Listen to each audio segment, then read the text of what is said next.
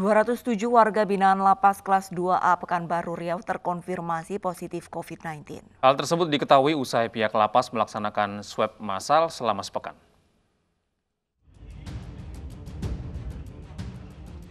"207 warga binaan Lapas kelas 2A Pekanbaru Riau terpapar COVID-19 usai mengikuti tes swab massal. Untuk mengantisipasi penyebaran COVID-19, napi yang positif dipisahkan, sedangkan yang sehat tetap wajib melakukan protokol kesehatan dengan memakai masker dan mencuci tangan.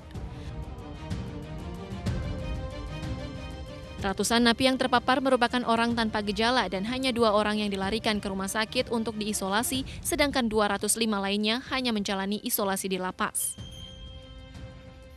Hanya 2 orang yang diapakan ke rumah sakit awal bros karena ada penyakit penyertanya, ada komorbidnya dan umurnya sudah tua. Mencukupi untuk melayani semua yang 200 Kalau tadi? tidak, ya sampai sekarang ya kita sanggup melayani karena kita kerjasama banyak teman-teman yang mendukung kita. Berdasarkan kegiatan yang kami lakukan swab massal baik kepada warga binaan maupun kepada pegawai, hasilnya baru kemarin keluar. Dari kegiatan itu dilaksanakan dari tanggal 26 Oktober dan hasilnya baru keluar kemarin, dan ternyata dari 1.500 warga binaan itu baru yang dilaporkan terkonfirmasi berjumlah 207. Kemudian dari 109 pegawai di antara 109 itu sudah ada yang swab secara mandiri 4 orang terkonfirmasi. Ada penambahan dari swab massal itu tambahnya 5 pegawai. Selain itu, pihak lapas juga terus menerapkan protokol kesehatan ketat dengan wajib menggunakan masker dan mencuci tangan. Dari Pekanbaru Riau, Muhammad Yusuf, iNews melaporkan. Pelajar SD dan SMP Kota Tebing Tinggi, Sumatera Utara mulai Kamis kemarin belajar dengan tatap muka. Sedangkan di Madiun, ratusan guru dan siswa menjalani rapid test jelang digelarnya kembali pembelajaran tatap muka.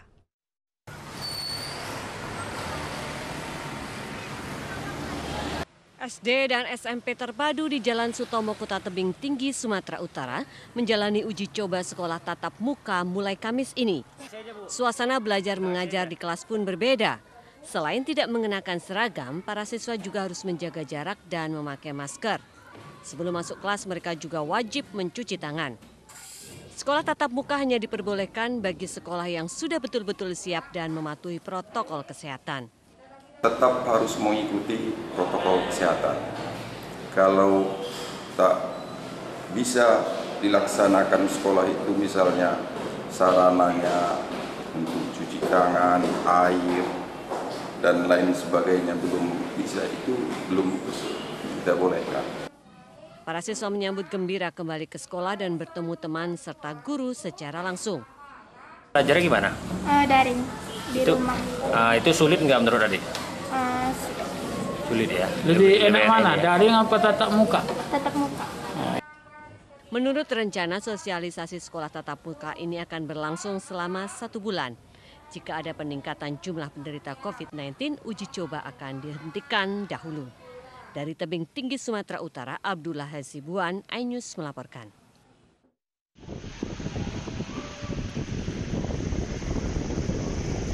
Mendekati masa ujian akhir sekolah, ratusan siswa SMP Negeri 2 Kota Madiun, Jawa Timur ini menjalani rapid test massal. Selain siswa, para guru juga harus menjalani rapid test jelang kembali digelarnya pembelajaran tatap muka. Sebenarnya kangen sekolah nggak, Dek? Kangennya sih iya, cuman lebih nyaman di rumah sih. Kenapa? Sesuai dengan minat saya, kan ke jurusan nanti teknik informatika, jadi di rumah suka desain, ngoding, atau hal-hal yang lain non formal. Untuk sasaran sekolah yang kita racik semuanya, baik SD maupun SMP, negeri dan swasta, nanti insya Allah kita lakukan pelaksanaan rapid. Kemudian setelah dirapid tentunya besok hasilnya sudah keluar, maka hari Senin itu sudah mulai akan memulai. Selain hasil rapid test, pelajar juga harus mendapat persetujuan dari orang tuanya atau wali murid jika ingin belajar di sekolah. Rencananya, pembelajaran tatap muka akan digelar pada Senin pekan depan.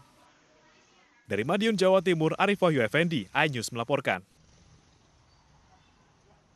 Pemirsa, 3 jemaah umroh asal Indonesia dinyatakan positif COVID-19 setelah menjalani swab test ulang di sebuah hotel di Mekah. Ketiganya kini dikarantina untuk menghindari penyebaran COVID-19. Temuan ini berdasarkan laporan Konsulat Jenderal Republik Indonesia di Arab Saudi. 3 peserta umroh yang positif COVID-19 tidak diperkenankan meninggalkan lokasi isolasi selama 3 hari. Pelaksanaan rangkaian ibadah umroh ketiga jemaah tersebut akan dilaksanakan setelah hasil swab test berikutnya dari pemerintah Arab Saudi.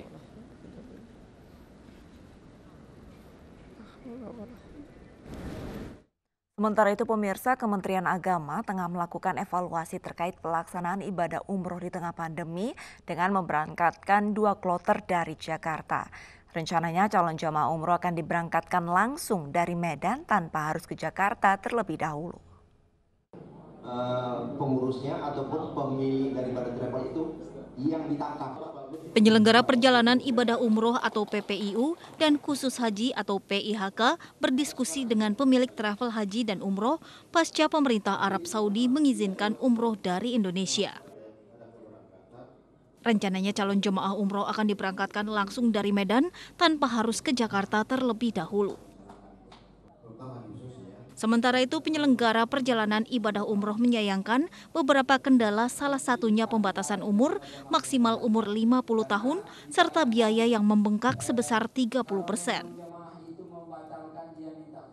Jemaah yang berangkat umumnya di atas 50 tahun. Kalau seandainya dari 500 orang, hanya 30% itu yang di bawah 50 tahun, 70% itu di atas 50 tahun, 30% di bawah 50 tahun. Jadi pergerakannya kurang. Kemudian dengan ada dan aturan-peraturan swab lagi, habis itu peraturan swab sama di Mekah di swab lagi, di Indonesia di swab lagi. 3 kali swab. Sumatera Utara itu akan ada keberangkatan tanggal 23 November. Nah, kebetulan kesempatan ini merupakan kesempatan yang baik karena beberapa pemangku kepentingan hadir di sini. Sehingga dari pertemuan ini nanti akan ditindaklanjuti lebih teknis lagi dalam rangka persiapan keberangkatan tanggal 23 November tersebut. Pemerintah sudah memberangkatkan 2 kloter jemaah umroh dari Bandara Soekarno-Hatta Jakarta dengan protokol kesehatan yang ketat dengan melakukan swab test dan isolasi sebelum dan sesudah tiba di Arab Saudi. Dari Medan, Sumatera Utara, Ahmad Ridwan Nasution, iNews melaporkan. Pemirsa, pengembangan potensi anak sejak dini merupakan hal penting, namun pandemi menjadi tantangan tersendiri bagi orang tua. Ya, agar anak-anak Indonesia tetap sehat dan bersemangat di masa sulit ini, kini dibuka sekolah bola online.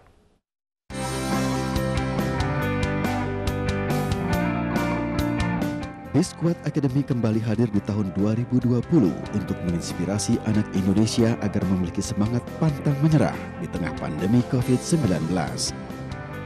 Dengan format coaching klinik virtual, sekolah bola online hadir dengan tagar Gapai Kuatmu yang relevan dengan kondisi saat ini. Hadirnya kembali program Biskuat Academy 2020 merupakan komitmen Biskuat dalam mendukung pengembangan potensi anak Indonesia. 2020 adalah wadah untuk coaching klinik secara virtual yang pertama di Indonesia, di mana anak-anak Indonesia akan diajak untuk belajar teknik-teknik bola yang disusun sesuai dengan kurikulum seperti pelatih pemain bola profesional dan mengikuti standar UEFA. Dalam latihan sekolah bola online ini, anak-anak akan mendapatkan sertifikat dan juga dapat berkesempatan untuk berinteraksi langsung dengan pemain top profesional di seluruh Indonesia. Dengan dukungan 3 pemain sepak bola beda generasi, yakni Bambang Pamungkas, Evan Dimas, hingga pemain muda Renzi Juliansyah, program Biskuat Academy 2020 menargetkan jumlah peserta sebesar 15.000 partisipan. Sedangkan kalau misalkan kita harus melatih anak 1.900 dalam satu lapangan, tentu itu tidak mungkin terjadi.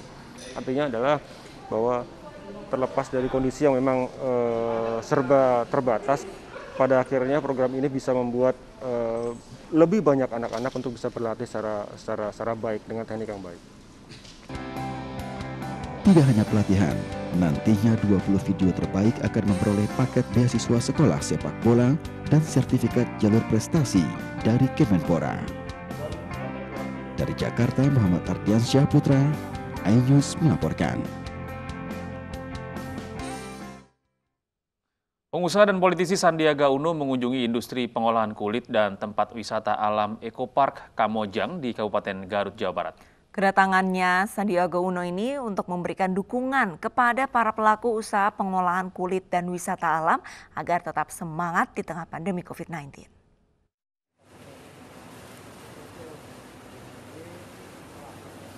Pelaku usaha pengolahan kulit dan wisata yang berada di Kabupaten Garut, Jawa Barat mendapat perhatian serius dari pengusaha tanah air yang sekaligus mantan calon wakil presiden Sandiaga Salahuddin Uno. Di sela-sela kunjungannya di Kabupaten Garut, Jawa Barat, Sandiaga Uno menyambangi pabrik kulit yang merupakan salah satu industri andalan yang ada di Kabupaten Garut. Sandiaga Uno memberi semangat kepada pelaku usaha pengolahan kulit dan tempat wisata untuk tetap bertahan dan bangkit di masa sulit akibat pandemi COVID-19.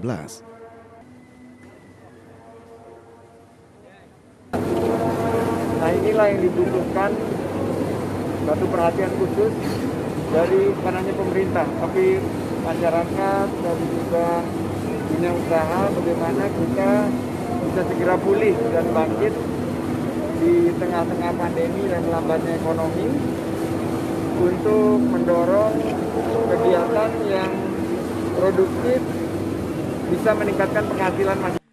Puncak lancar. Sejak pandemi corona terjadi di tanah air, sejumlah pelaku usaha kecil menengah, mulai dari pengrajin hingga komoditas wisata, mengalami dampak yang signifikan.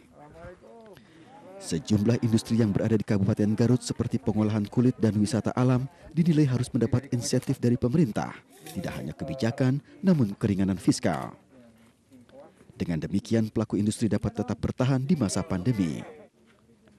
Dari Garut, Jawa Barat, Solihin, iNews melaporkan.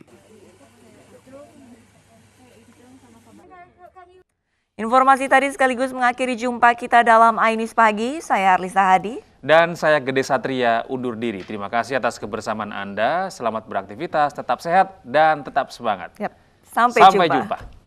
Dan cobalah mari kita semua saling menyayangi dan saling berbagi dan bersama untuk hadapi bencana. Kelak sambut pagi dan cerah mentari. Dan cobalah mari kita semua saling menyayangi dan saling berbagi dan bersama